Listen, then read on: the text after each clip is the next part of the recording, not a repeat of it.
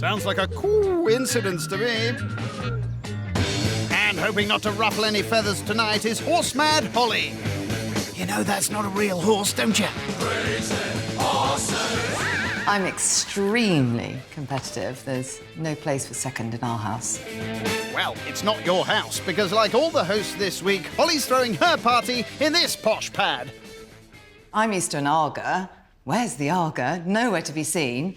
Hope you find it soon. You've got a tough crowd to please. The criticism has been going up a notch every night. And it all started on night one with vegetarian Cherie's mythical evening. Cheers to you. When her meaty mane failed to impress. Probably a little bit overdone for me. I'd go for rare, more medium rare beef. My hosting was pretty good, I think. My atmosphere was up there. She was followed by professional storyteller Chloe, whose night of tall tales was divisive. With pistols, and one of them had a blunderbuss. And her fairy tale food fell flat. And I think what people are a bit scared to say, and I think it's a little bit blunt. I feel like I could probably say a little bit more, maybe. I think you've said plenty. Yeah. I don't want anyone to beat me, but it's a full-on hope, it really is. Estate agent Mike hoped his relaxed night full of food would be a selling point. There is so much going on, so much work. Well done. But it wasn't everybody's cup of tea. I would just say possibly it was playing it a little bit safe. But there were 6 different things made from scratch. Yep. The atmosphere of the night and the way that everybody was involved and contributing to conversation created a really nice, relaxed atmosphere, in my view. Last night saw landscape gardener Dan's evening start with a bang. You are so rude and obnoxious.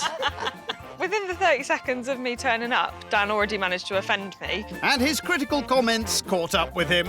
So the bread is homemade, but I use a machine to knead it for me. Because I've tried it both by hand and machine. There's not a lot in it, so why waste your time? I've got to disagree on that one. Perhaps creating that anticipation for everybody else in terms of talking up his own food and talking down everybody else's, perhaps set himself up for a bit of a fall. I can't guarantee I've won. I had a good night. That's all that matters. Ooh, I'm afraid it isn't. Dan's in the middle of the pack with Mike out in front on 29 points. So Holly's the only one who can challenge his lead. And she's off. The starter is a chicken liver parfait with red onion chutney. I think liver's a really good ingredient that people don't use a lot, so, yeah. To me, that is not wildly exciting. I suspect it is difficult to make. Not when you've got a state-of-the-art robot assistant to help you. It chops, it mixes, it ferments, it probably even does your taxes. So what will it do to a whole block of butter? No, it's just melted it. And Holly has to strain it all by herself. Chicken livers can divide people, but once they're made into a parfait, it's delicious and smooth. I haven't got a problem with chicken livers in the pate. It's all right, isn't it? It's a deep, strong flavour. It's very good.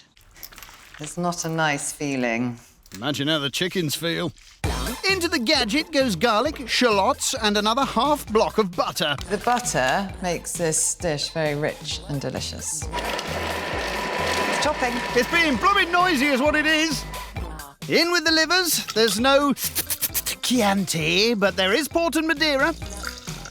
Then the robot assistant works its magic. I have blended chicken livers. I'd see a doctor about that. Holly adds gloopy cream to her sloppy livers and prepares for takeoff. It does sound like an airplane taking off, doesn't it? Chocks away! Oh, brace yourself, Cherie. It's more powerful than you think. It's not an attractive look at this stage, is it? That is an understatement. This better taste better than it looks, which I know it does. The brown mush is slopped into ramekins and topped off with clarified butter. It looks delightful. On to Cherie's veggie starter of sun-dried tomato tartare. Isn't it where you, like, slice it really thin? Like beef tartare. It is. You slice it. Most normal people would, but Holly adds sun-dried tomatoes to Mr. Robot. I'm just weighing my dill pickle. Oh! Oh, what a slippery pickle. Got it. I don't want to over-pickle. Or under-pickle, can you imagine? Heaven forbid. The robot gobbles the remaining ingredients, chews them up, then spits them out. Sun-dried tomato tartare. Ta-ta, then! Ta-ta! She'll serve with some homemade chutney tonight. Time for the main. In the kitchen, Holly attempts to improve on the world's greatest invention by re-slicing sliced bread. I don't know how this is going to go. No, so pleased. And it's good to go. Chicken liver parfait with red onion chutney and a stack of mushed tomatoes for Cherie. I'll wait to hear what you think. Thank you. Thank you.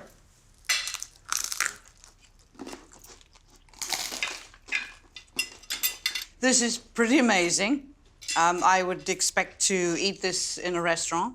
It was beautifully produced, but it was extremely rich. That it is a typical starter that I would tend to choose if I were to go out for dinner.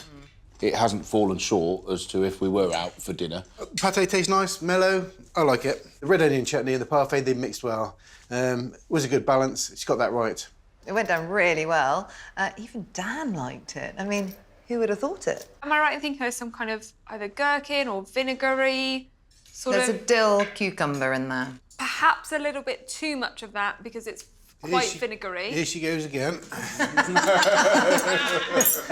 just joking. No, you're not. I think ding ding round 2 now.